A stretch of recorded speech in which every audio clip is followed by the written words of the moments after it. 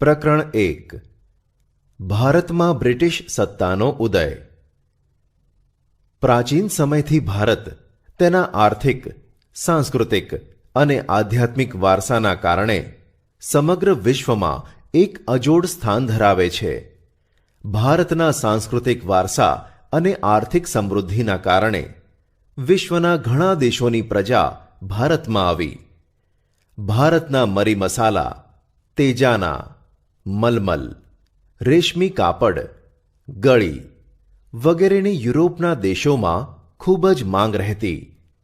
ભારત અને યુરોપ વચ્ચે વ્યાપાર જમીન માર્ગે તેમજ જળ માર્ગે થતો અને આ માર્ગના કેન્દ્ર સ્થાને તુર્કસ્તાનમાં આવેલું ઇસ્તંબુલ એટલે કે કોન્સ્ટેન્ટિનોપલ હતું. તુર્ક મુસ્લિમોએ કોન્સ્ટેન્ટિનોપલ જીતી લીધું. ઈસવીસન 1453. આથી યુરોપવાસીઓ માટે કોન્સ્ટેન્ટિનોપલ એટલે કે ઇસ્તંબુલ થઈ ભારત આવવાનો જળમાર્ગ બંધ થઈ ગયો. યુરોપવાસીઓને મરી મસાલા વગર ચાલે તેમ ન હતું. આથી નવો જળમાર્ગ શોધવાની જરૂરિયાત ઊભી થઈ, જેથી વિશ્વના ભૌગોલિક સંશોધનોના યુગનો પ્રારંભ થયો. ભારત આવવાના જળમાર્ગની શોધ. પોર્ટુગલના રાજા પ્રિન્સ હેનરીની પ્રેરણા, પ્રોત્સાહન અને આર્થિક મદદથી સાહસવીરોએ નવા જળમાર્ગની શોધના પ્રયત્નો આદર્યા. ભારત આવવાના જળમાર્ગની શોધ માટે ઘણા સાહસવીરોએ પ્રયત્નો કર્યા, જેમાં બાર્થોલોમ્યુ ડાયઝે કેપ ઓફ ગુડ હોપ ભૂશિરની શોધ કરી. ક્રિસ્ટોફર કોલંબસે સ્પેનના રાજાની આર્થિક મદદથી નવો જળમાર્ગ શોધવાની સાહસ યાત્રા આરંભી, જે 1492માં એટલાન્ટિક સમુદ્રમાં આવેલ વર્તમાન વેસ્ટ ઇન્ડિઝ ટાપુએ આવીને અટકી. મૃત્યુ પર્યંત ભારત આવવાના જળમાર્ગ શોધ્યાના વિશ્વાસ ધરાવતા કોલંબસે વાસ્તવિક રીતે નવો જ પ્રદેશ શોધ્યો હતો.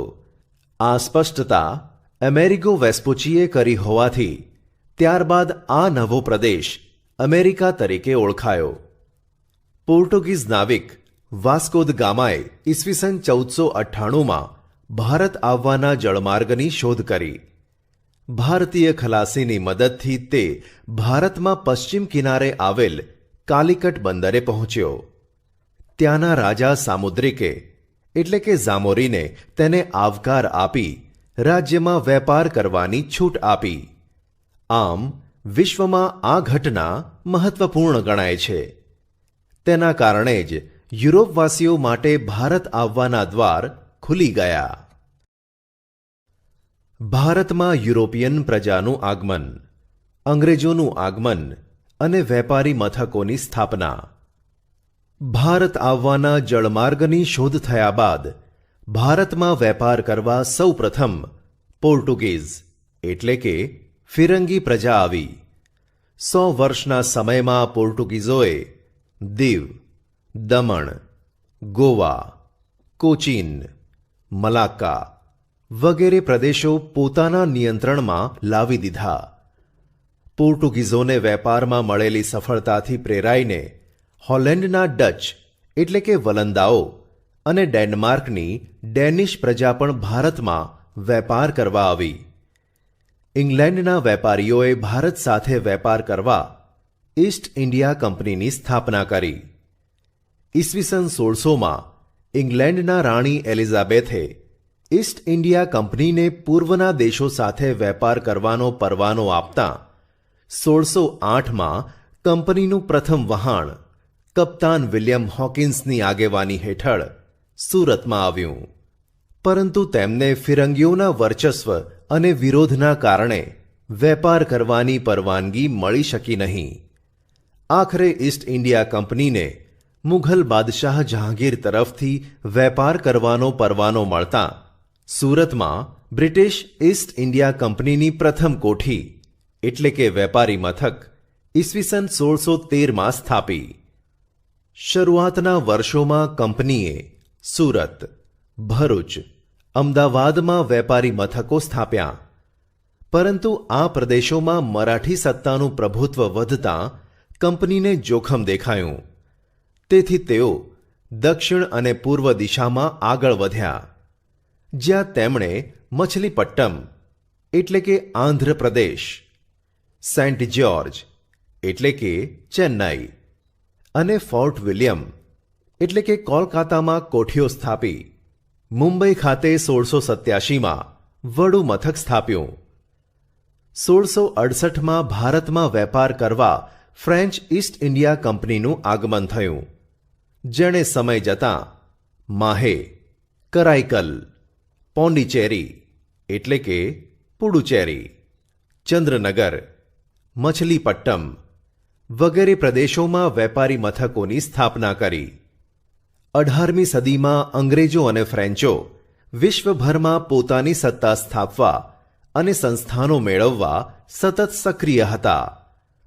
1746થી 1763 દરમિયાન ભારતમાં આ બંને બ્રિટિશ ઈસ્ટ ઇન્ડિયા કંપની અને ફ્રેન્ચ ઈસ્ટ ઇન્ડિયા કંપની વચ્ચે સત્તા સ્થાપવા 3 કર્ણાટક વિગ્રહો થયા, જેમાં ફ્રેન્ચ ઈસ્ટ ઇન્ડિયા કંપનીનો પરાજય થતાં બ્રિટિશ ઈસ્ટ ઇન્ડિયા કંપનીનો રાજ્ય વિસ્તારનો માર્ગ મોકળો થયો. આમ સત્તા સંઘર્ષના અંતે ફિરંગીઓ પાસે દીવ, દમણ, ગોવા રહ્યા, જ્યારે ફ્રેન્ચો પાસે ચંદ્રનગર, માહે, કરાઈકલ, પોંડિચેરી જેવા પ્રદેશો રહ્યા, જ્યારે ડચ પ્રજા કાયમને માટે વિદાય પામી. પ્લાસીનું યુદ્ધ. બંગાળમાં સિરાજ ઉદ દૌલાનું શાસન હતું. તેના ઉતાવળિયા સ્વભાવના કારણે રાજ્યમાં તેના કેટલાક વિરોધીઓ હતા. આ સમયમાં બ્રિટિશ ઈસ્ટ ઇન્ડિયા કંપનીએ નવાબની પરવાનગી લીધા વિના કોલકાતામાં રક્ષણના બહાને વેપારી કોઠીઓને ફરતે કિલ્લેબંધી કરી. પરંતુ નવાબ સિરાજ ઉદ દૌલાએ કિલ્લેબંધી તોડી પાડી. આ સમાચાર મદ્રાસ એટલે કે ચેન્નઈ પહોંચતા કોલકાતાની કોઠીએ સહાય કરવા રોબર્ટ ક્લાઇવની આગેવાની નીચે કંપનીનું એક નાનકડું સૈન્ય બંગાળ આવ્યું. ઈસ્ટ ઇન્ડિયા કંપનીનું સૈન્ય શક્તિશાળી હોવા છતાં નવાબના સૈન્યને પરાજય આપવાનું સરળ ન લાગતા રોબર્ટ ક્લાઇવે દગાખોરીનો આશરો લીધો. નવાબને પરાજય આપવા ષડયંત્ર ઘડી કાઢવામાં આવ્યું, જેમાં સેનાપતિ મીર જાફર શેઠ અમીચંદને કાવતરામાં સામેલ કર્યા અને કંપનીએ નવાબ કનડગત કરે છે એવા બહાના નીચે પ્લાસી નામના ગામ પાસેના મેદાનમાં યુદ્ધ જાહેર કર્યું. પ્લાસીનું યુદ્ધ 23 જૂન 1757ના રોજ લડાયું. પ્લાસીનું મેદાન મુર્શિદાબાદ, પશ્ચિમ બંગાળથી આશરે 38 કિલોમીટરના અંતરે આવેલ છે. પૂર્વ યોજના અનુસાર મીર જાફર યુદ્ધમાં નિષ્ફળ રહ્યો. સિરાજ ઉદ દૌલા હારી ગયો. ક્લાઇવના કાવતરાથી પ્લાસીનું યુદ્ધ માત્ર અડધા દિવસમાં જ પૂરું થયું. આ યુદ્ધથી ઈસ્ટ ઇન્ડિયા કંપનીને 24 પરગણાની જાગીર મળી. મીર જાફરને બંગાળનો નવાબ બનાવવામાં આવ્યો. આમ પ્લાસીના યુદ્ધ દ્વારા ભારતમાં કંપની સત્તાનો પાયો 1757માં નંખાયો. બક્સરનું યુદ્ધ. અંગ્રેજોએ મીર જાફરને બંગાળનો નવાબ બનાવી તેની પાસેથી જુદા જુદા બહાના નીચે પુષ્કળ ધન મેળવ્યું અને વધુ અધિકારો મેળવવાની લાલચમાં ઈસ્ટ ઇન્ડિયા કંપનીને મીર જાફરને ખસેડી મીર કાસિમને બંગાળનો નવાબ બનાવ્યો. કંપની માટે મીર કાસિમ તો મીર જાફર કરતાં વધુ મહત્વાકાંક્ષી સાબિત થયો. તેથી મીર કાસિમનો કંપનીને ડર લાગ્યો અને તેથી મીર કાસિમને ઉથલાવી ફરીથી મીર જાફરને નવાબ બનાવ્યો. મીર કાસિમ અવધના નવાબના શરણે ગયો. આ સમયે અવધમાં મુગલ બાદશાહ શાહ આલમ આવ્યો હતો. આથી ત્રણેય સંયુક્ત રીતે કંપનીનો સામનો કરવાનો નિર્ણય કરી કંપની સામે યુદ્ધ જાહેર કર્યું. બક્સર મુકામે સંયુક્ત સેનાની સામે ઈસ્ટ ઇન્ડિયા કંપનીએ યુદ્ધ કર્યું. તારીખ 22 ઓક્ટોબર 1764. જેમાં સંયુક્ત સેનાનો પરાજય થતાં કંપનીને બંગાળ, બિહાર અને ઓરિસ્સાની દીવાની સત્તા મળી. કંપની શાસનનો વિકાસ. અંગ્રેજ સરકારે નિયામક ધારો પસાર કર્યો. ઈસવીસન 1773. જે કાયદા પ્રમાણે બંગાળના ગવર્નરને ગવર્નર જનરલ બનાવી કંપનીના વ્યાપારી અને રાજકીય હિતો તથા પ્રવૃત્તિઓને તેના સીધા અંકુશ નીચે મૂક્યા અને તેની નીચે મુંબઈ મદ્રાસના ગવર્નર અને તેની કાઉન્સિલને મૂકવામાં આવી. આ રીતે વોર્ન હેસ્ટિંગ્સ ભારતનો પ્રથમ ગવર્નર જનરલ બન્યો. તેના સમયમાં મરાઠાઓ સાથે પ્રથમ મરાઠા વિગ્રહ અને મૈસૂરના હૈદર અલી સાથે દ્વિતીય મૈસૂર વિગ્રહ થયો. આ બંને સત્તાઓનો એક સાથે સામનો કરતાં ઈસ્ટ ઇન્ડિયા કંપનીની મુશ્કેલીઓ વધી. વોરન હેસ્ટિંગ્સ બાદ ગવર્નર જનરલ તરીકે કોર્નવોલિસ આવ્યો. તેના સમયમાં મૈસૂરના વાઘ તરીકે જાણીતા ટીપુ સુલતાન સાથે ત્રીજો મૈસૂર વિગ્રહ થયો. ટીપુ સુલતાનને હરાવવા કંપનીએ મરાઠા અને નિઝામની મદદ લીધી. ત્રણેયની સંયુક્ત સેના સામે ટીપુ સુલતાનની હાર થઈ. તેને સંધિ સ્વીકારવાની ફરજ પડી. કોર્નવોલિસ બાદ સર જ્હોન શોર ગવર્નર જનરલ બન્યો. તેણે અપનાવેલી તટસ્થતાની નીતિના કારણે ઈસ્ટ ઇન્ડિયા કંપનીની પ્રતિષ્ઠા એક બાજુ ઘટી તો બીજી બાજુ મરાઠાઓ વધુ શક્તિશાળી બન્યા.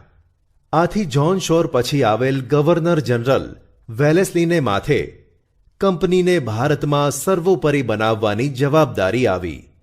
આ માટે વેલેસ્લીએ સહાયકારી સૈન્યની યોજના દાખલ કરી. સહાયકારી યોજનાની શરતો અને અપનાવેલ રાજ્ય આ મુજબ છે. સહાયકારી સૈન્ય યોજનાની શરતો. કંપની સરકાર તાલીમ પામેલો સૈન્ય યોજના સ્વીકારનાર રાજ્યને આપશે.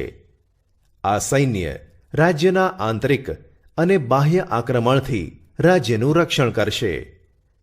તેના બદલામાં યોજના સ્વીકારનાર રાજાઓએ લશ્કરી ખર્ચ અથવા તેટલી આવક ધરાવતો પ્રદેશ અંગ્રેજોને આપવો. કંપનીની પરવાનગી વિના રાજ્ય અન્ય રાજ્ય સાથે યુદ્ધ કે સંધિ નહીં કરી શકે. રાજ્યના દરબારમાં એક અંગ્રેજ પ્રતિનિધિ રાખવો. અન્ય વિદેશીને પોતાના રાજ્યમાં નોકરીએ રાખવો નહીં. યોજના અપનાવેલ રાજ્યો શાસકો નિઝામ, મૈસૂર, અવધ, ગાયકવાડ, સિંધિયા, ભોંસલે, હોલકર. આ યોજના એક મીઠા ઝેર સમાન હતી. આ યોજનાનો અમલ કરી વેલેસ્લીએ ઘણા પ્રદેશો ઈસ્ટ ઇન્ડિયા કંપનીમાં જોડી દીધા. ગવર્નર જનરલ વેલેસ્લીએ ટીપુને સહાયકારી યોજના સ્વીકારવા જણાવ્યું, જેનો તેણે ઇનકાર કર્યો. યોજનાના સ્વીકારનો ઇનકાર થતાં કંપની એટલે કે અંગ્રેજોએ નિઝામનો સાથ મેળવી મૈસૂર ઉપર 1799માં આક્રમણ કર્યું. આ ચોથા મૈસૂર વિગ્રહ દરમિયાન ટીપુ અંગ્રેજો સામે લડતા લડતા મૃત્યુ પામ્યો. વેલેસ્લી બાદ ભારતમાં ગવર્નર જનરલ તરીકે હેસ્ટિંગ્સ આવ્યો. તેણે નેપાળ સાથે યુદ્ધ કરી ગુરખાઓને લશ્કરમાં સામેલ કર્યા. પિંઢારાઓ સાથે યુદ્ધ કરી તેમણે અંકુશમાં લીધા. ત્રીજો મરાઠા વિગ્રહ કરી કંપનીની સર્વોપરિતા સ્થપાઈ. વિલિયમ બેન્ટિક ભારતમાં અગાઉના ગવર્નર જનરલોની સરખામણીમાં ઉદાર ગવર્નર જનરલ તરીકે ઓળખાયા. અગાઉના ગવર્નર જનરલોએ અપનાવેલી સામ્રાજ્યવાદી નીતિથી રાજ્યોમાં જે અસંતોષ ઊભો થયો હતો તે અસંતોષમાંથી એકતા ઊભી ન થાય તે માટે તેણે ઉદારમતવાદી કાર્યો કર્યા. 1848માં ભારતના ગવર્નર જનરલ તરીકે ડેલહાઉસી આવ્યો. તે ઉગ્ર સામ્રાજ્યવાદી માનસ ધરાવતો હતો. તેણે સામ્રાજ્યવાદી નીતિને પોષવા અને કંપનીનો રાજ્ય વિસ્તાર વધારવા જીત, જપ્તી અને ખાલસા નીતિ અપનાવી. ડેલહાઉસી સામ્રાજ્યવાદીની સાથે સુધારાવાદી પણ હતો. તેના સમયમાં ભારતમાં પ્રથમ રેલવે ઈસવીસન 1853, મુંબઈથી થાણા, ભારત ઇંગ્લેન્ડ તાર વ્યવહાર, જાહેર બાંધકામ ખાતાની સ્થાપના, અંગ્રેજી કેળવણીની વ્યવસ્થા વગેરેની શરૂઆત થઈ. વિધવા પુનર્વિવાહ અને બાળ લગ્ન પ્રતિબંધક ધારા તેના સમયમાં પસાર થયા. 1757ના પ્લાસીના યુદ્ધથી શરૂ કરીને 100 વર્ષના સમયમાં કંપનીની સત્તા અને સામ્રાજ્ય બંને વધ્યા. પરંતુ તેમ કરતાં ભારતના રાજ્યોના અસંતોષનો સામનો તેને કરવો પડ્યો અને આ અસંતોષ અંતે 1857ના ભારતના પ્રથમ સ્વાતંત્ર્ય સંગ્રામ સ્વરૂપે બહાર આવ્યો. કંપની શાસનની આર્થિક અસરો. જ્યારે આપણે કંપનીનું શાસન સરવૈયું તૈયાર કરીએ છીએ ત્યારે ખ્યાલ આવે છે કે ભારત દેશ, જે છેલ્લી સદીઓથી દુનિયાના દેશોમાં આર્થિક રીતે ગૌરવભર્યું સ્થાન ભોગવતો હતો, તે કંપની શાસનના 100 વર્ષના શાસનકાળમાં ઇંગ્લેન્ડ માટે કાચો માલ પેદા કરનાર અને કારખાનામાં તૈયાર થયેલ માલ માટે બજારની ગરજ સારનારો દેશ બનાવી દીધો. બંગાળ સુતરાઉ કાપડ, કાચું રેશમ, ખાંડ, શણ, મલમલની નિકાસ કરતું 1708થી 1756. પરંતુ દ્વિમુખી શાસન પદ્ધતિ બાદ બંગાળની આર્થિક ચમક ઝાંખી પડી ગઈ. કંપનીની અન્યાયી મહેસૂલી નીતિથી ભારતનો ખેડૂત પાયમાલ અને દેવાદાર બન્યો. અંગ્રેજ સરકારે ઇંગ્લેન્ડના ઉદ્યોગોને વિકસાવવા ભારતના કાપડ ઉદ્યોગ પર અન્યાયી જકાત નાખી. ભારતના હુન્નર ઉદ્યોગોને કચડી નાખવા વિવિધ અયોગ્ય રીત રસમ અપનાવી, જેથી ભારતના ઉદ્યોગ ધંધા પડી ભાંગ્યા. ભારતનો કારીગર ગરીબ અને રોજગાર બન્યો. કંપનીના વ્યાપારીઓ ખાનગી વ્યાપાર કરી બંગાળના કારીગરો પાસે ટૂંકી મુદતમાં ચોક્કસ જથ્થામાં કાપડ વણીને પૂરું પાડવાનો કોન્ટ્રાક્ટ લખાવી લેતા અને કારીગર જો ઇનકાર કરે તો તેને ફટકા મારવાની કે જેલની સજા થતી. કંપનીના આગમન પહેલા ભારતના ગામડા સ્વાવલંબી અને સમૃદ્ધ હતા, જે અંગ્રેજોના શાસનની અસરથી ગરીબ અને પરાધીન બન્યા. ઈસ્ટ ઇન્ડિયા કંપનીના શાસનકાળમાં ભારતમાં મુંબઈ થાણા વચ્ચે પ્રથમ રેલવે, ઇંગ્લેન્ડ ભારત વચ્ચે આગબોટની સેવાની શરૂઆત અને મુંબઈ, મદ્રાસ એટલે કે ચેન્નઈ, કોલકાતા જેવા મહાબંદરોનો વિકાસ પણ થયો. કંપની શાસનની સામાજિક અસરો. બ્રિટિશ વહીવટ દરમિયાન વર્તમાનપત્રોના વિકાસથી ભારતીય પ્રજામાં વિચાર, વાણી સ્વાતંત્ર્યની ભાવના વિકસી.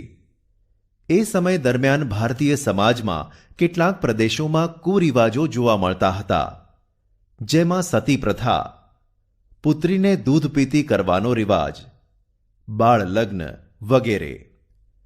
અંગ્રેજોના સંપર્કથી રાજા રામમોહન રાય, દુર્ગારામ મહેતા, બહેરામજી મલબારી વગેરેએ કુરિવાજો દૂર કરવા કાયદા કરાવ્યા.